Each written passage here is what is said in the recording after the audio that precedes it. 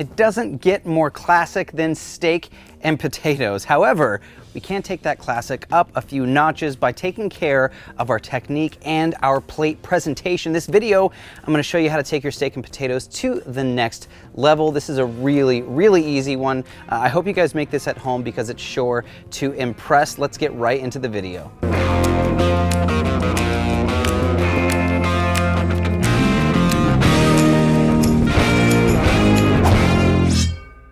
Before we get this masterpiece cruising, we're gonna start with some bacon. I do like Wright's thick cut bacon. We don't need a ton, but we are going to cook all of our ingredients in that beautiful bacon fat. So what we're looking for is crispy bacon and rendered fat. Essentially what we're looking for is to bring out those rich flavors in the bacon, give us a medium to cook our steak and potatoes in later. But for right now, we're gonna let those cruise just a bit. Now let's talk about potatoes. Now I have some red potatoes. Actually, earlier, I par cooked these, which just means I cooked them to about 90% of the way done. Ethan, can you see these in here? They're beautiful. If you give them a little smash, you can see they start to pull just like that. That's where we want it. It's almost done, but not fully. Now let's go ahead and toss these onto our griddle. Basically what I want to do is soften them up a little bit. You know what we can do? Let's add a little bit of water to this. So they're about, let's say 80% of the way there. I want to finish them on the griddle top. We're going to chop the bacon into that in just a little bit. Let's talk about our vegetables. Now, steak and potatoes, they kind of need a hearty vegetable just to stand up to the textures and stuff like that. So I'm using some zucchini and some squash. Now, typically, I like to slice my zucchini on a bias. That usually means something real long like this. It's a prettier presentation, but I'm going to talk about a different presentation style later. So what I'm looking for is some thin, beautiful slices. Now, this is going to do two things. It's going to give us a more tender zucchini slice, but it's also going to cook much, much faster because it's a thinner piece of our vegetable. You know, let's actually go on our thicker side so we can meet the same size of our zucchini. Squash and zucchini, they're like peas and carrots. They're delicious. They just go together. Just feels right. And that looks fantastic. All right, we're not gonna cook these yet because we're gonna go crazy, crazy high heat. Honestly, all we have to do now is just chill for a little bit. We can talk about sauce. You wanna do sauce? Let's do sauce. We'll talk about sauce. Let's scoot our vegetables over. I'm gonna grab a little pot right here. You guys have seen me before throw pots onto the griddle, which is totally fine. I mean, sometimes you need to contain some liquidy deliciousness, and that just doesn't work on the flat top, so you need to add a pot or a pan. So I'm gonna show you a really simple steak sauce. We're gonna start with a base of ketchup. The richness of the tomato really does give us a lot of body for our sauce. We're gonna go in with a bit of Worcestershire as well, which is just as much fun to say as it is to use. We're also gonna do some soy. Now, don't think that this is gonna give us an Asian style flavor. It's more for that rich, savory deliciousness. Some might even call it umami, which is actually what it is. We're gonna hit that with a little bit of ground garlic, or garlic powder, a bit of sriracha for some heat, and also a touch of salt and pepper. Good, awesome. My bacon sounds like it needs a little help. Let's go ahead and give those a flip. Oh yeah, we definitely want crispy, delicious bacon. That's where it's at. Now let's give our sauce a little mix here. Now these flavors, I'm sure you guys have most of this stuff in your pantry at home, which means you can make this. No need to get, you know, pre-bought steak sauce. This stuff is crazy good. You know what I want to do? I'm going to add one more thing. Let's just elevate this a little bit. And I also want to thin it out a touch. Let's add a touch of red wine. I love red wine reductions on steak, but we're not really doing a reduction, but we are making a gorgeous steak sauce. Let's give that a good little mix. You see that in there, buddy? Oh yeah, great consistency. Let's toss this over on our griddle and let's check out our potatoes. We'll put these down right there. How's that look? That looks good. That looks good to me. Let's add a touch more water over here. Potatoes are looking good. Let's grab our smasher and see how we're actually looking. Yeah, I'm gonna go, oh, I don't know. Oh, I'm feeling good about that. I'm feeling real good about that. Heck yeah. You know what? Let's bring our bowl back over. Let's turn our heat off on this side. I'm gonna grab our bowl. Let's grab a spatula and let's put all of our beautiful potatoes back into our bowl.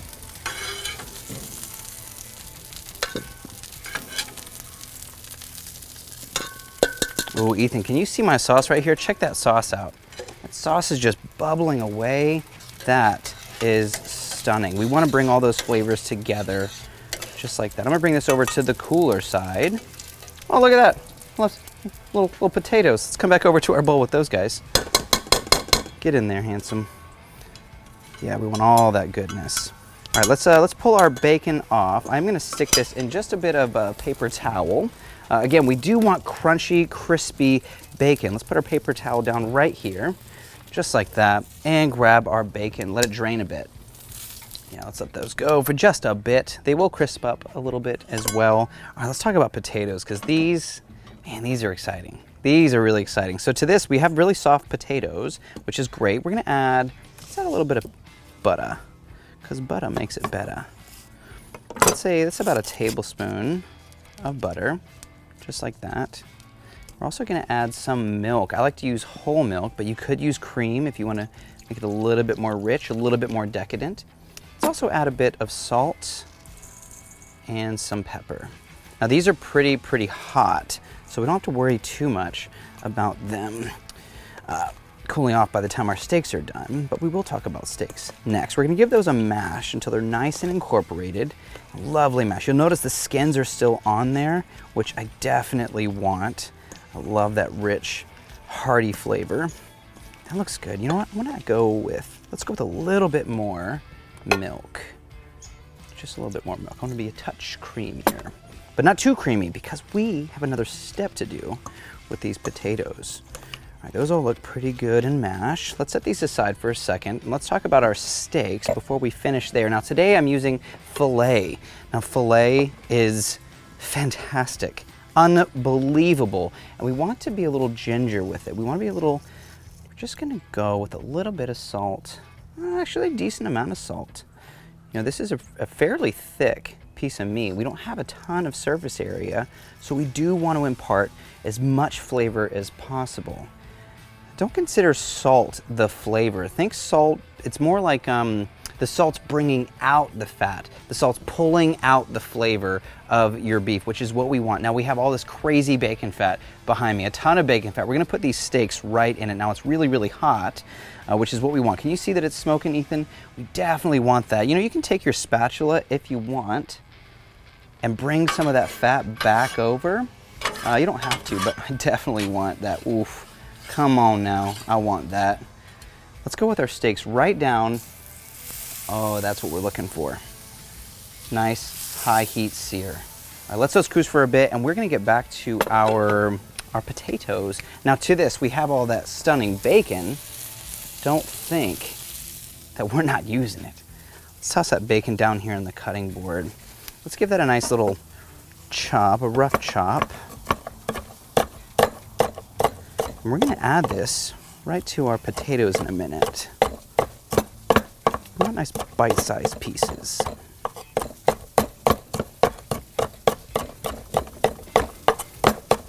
That looks pretty good. All right, let's go right into our potatoes. Now this is gonna give us both flavor and a little bit of texture, a little bit of that crunch. That is what I am after. Beautiful.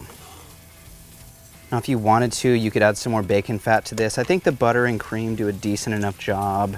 Or the butter and milk, I should say. Yeah, that looks awesome. All right, we're gonna take these to the next level. We're gonna talk about an egg ring. Now, egg rings are not just single purpose, although they do make your eggs perfect. It's a good purpose for them. I don't know if you caught it in a few of the other videos. CJ did something really fun with these. He made some, what was it, a McGriddle. It's fantastic. It's fantastic. Today we're going to use them to shape our potatoes, but not just yet. We're going to let our steak cruise for another 2 to 3 minutes. Then we're going to flip. Now, once our steak has a gorgeous crust on the outside, that's when we're ready to start finishing our potatoes and finishing our vegetables. Vegetables are really, really simple. Let's go ahead and toss these on our spatula just because it makes it easier to carry. Look at that. Easy little trick. Now let's take these and put them right in the bacon fat next to our steaks. Now remember earlier we talked about these being really thin, so they're not going to take long to cook. Let's just evenly spread them out. We're looking for a really good sear, pretty much on one side only. Let's hit those with just a bit of salt and pepper and let them cruise for the rest of the time it's going to take for the steaks. Let's say 2 or 3 minutes. Now while those are cruising, let's go ahead and put our egg ring down. We're going to put them down here right next to our steaks. Now what we're looking for is some of that heat to crisp up our potatoes. I'm going to take our potato mix. I'm going to go right down, give it a decent little smash. I'm going to fill it up.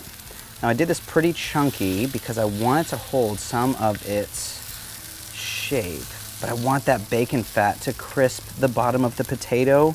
So good. I mean, this really is an elevated way to take steak and potatoes to the next level. Let's let that cruise for just a minute, and we are almost done, my friends.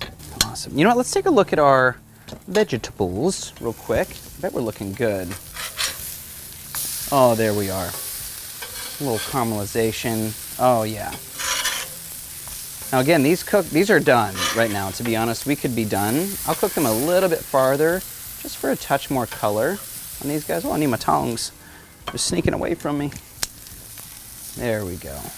Oh yeah, that's beautiful. I mean, you have those moments when you start cooking and you become part of the action. I mean, don't stress, don't freak out. It's just cooking. It's just cooking. I think our steaks, whew, Ethan, can you see that? Come on.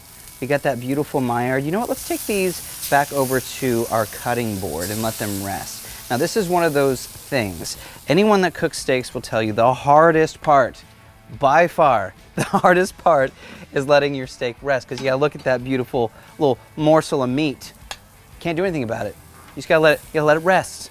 We're gonna need to let these rest for 4 to 5 minutes. Now again, these are gonna be on that rare, medium rare side, but that's what I want for this dish. By all means, you could go a touch further. You know what we should do? Let's check on our potatoes. Listen, ready?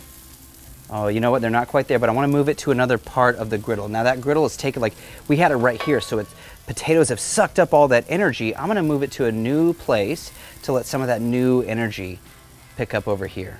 That's great. You know, I think our veg is done. You know, let's start our plating process. Here's what we're gonna do. We're gonna come back over to our cutting board. Let's grab our plate. This is a really, really fun one to plate. I'm gonna grab these vegetables. Let's just put them on our cutting board right here so we can arrange them the way we want. You know, we talk about cooking fantastic food, but presentation goes a long, long way. So don't forget to make your food look pretty. We spend all this time making it taste fantastic and delicious. It's worth the extra effort to make sure, whoa, almost lost one, come back, come on back. It's worth the extra effort to just make them look fantastic too. All right, this is what we're gonna do. Let's take our tongs, whew, a little warm, almost like they just came off the griddle. Let me take our tongs. Let's start with our zucchini and squash, just like this. We're gonna make little slightly overlapping, just like that. We're gonna alternate. Do you ever see the movie Ratatouille? It's one of my favorite movies. This kind of reminds me of it. Thinly sliced, gorgeous vegetables. What do we need next here? Some zucchini, some squash, just alternating. Beauty. Let's do one more little guy right there. Stunning. Now we left this space open in the middle. Now let's check on our potatoes. What we're looking for is a crispy little bit of magic. You might have to use a spoon. Let me grab my spoon again. We're gonna kind of force it out of the mold. So check this out. Just pull it off. Oh yeah, see how it just held its shape? Let's give her a flip and see how we did. Oh yeah. Essentially, we just made our own potato cake. Can you see that little crust? That's just taking the time to pay attention to your ingredients and take it one step further. Let's put it over the top of our vegetables. Let me use my knife here, right in the center. Now it's all been simple up to this point. This is all simple. This is stuff you can definitely do. I wanna add a bit of green and a bit of punch. So I'm gonna add a little bit, oh come on, get on there. Just a little bit of green. Now you can use any greens that you like, but I feel like, oh my gosh, we're getting there. CJ, you getting as excited as I am? We're getting there. Let's take our steak, just like that. Now we're gonna go ahead and give this a nice bias cut. That just means we're slicing on the angle. Let's do this one first. We're gonna slice on the angle. Make sure your knife is sharp. Nice little bias cut. And we're gonna this is just presentation, so just a little angle, nice thin cuts. Makes it easier to eat when you're serving your guests. You know what I might wanna do?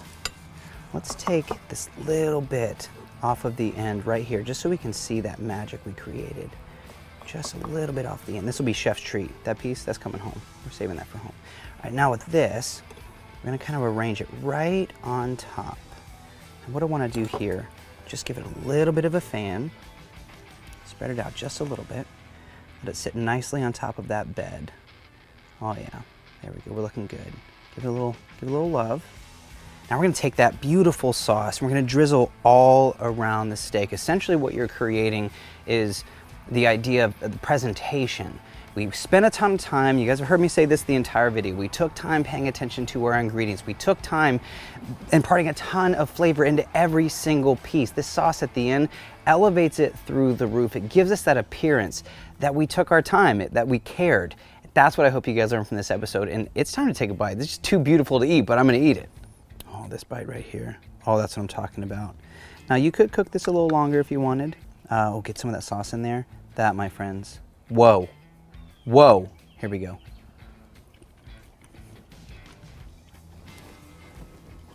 Come on, filet.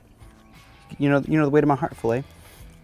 Get some of those potatoes. Now remember, we cooked this in some of that bacon fat, so we got that crispy, gorgeous, gorgeous little texture. I mean, the potatoes were good on their own, but a little extra texture. This is a way you take steak and potatoes to an entirely new place. Let me get some of the vegetables in there. Oh yeah. Don't forget that watercress. Here we go. Give me a little bit of that watercress. It's a really fantastic green. If you can't find it, arugula works too. You want a peppery, hearty green. Whoa.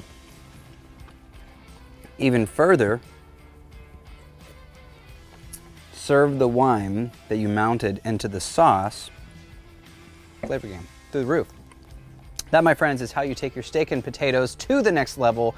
Thank you so much for hanging out and watching. Be sure to check out CJ's first cooking show, check out Betty's show, Todd's show, but this is Cook, Eat, Repeat, where we help you become a better cook one recipe at a time. I'm your host, Chef Nathan Lippy. I got a ton of steak to eat. I might share. I'll share with Ethan. See you guys in the next video.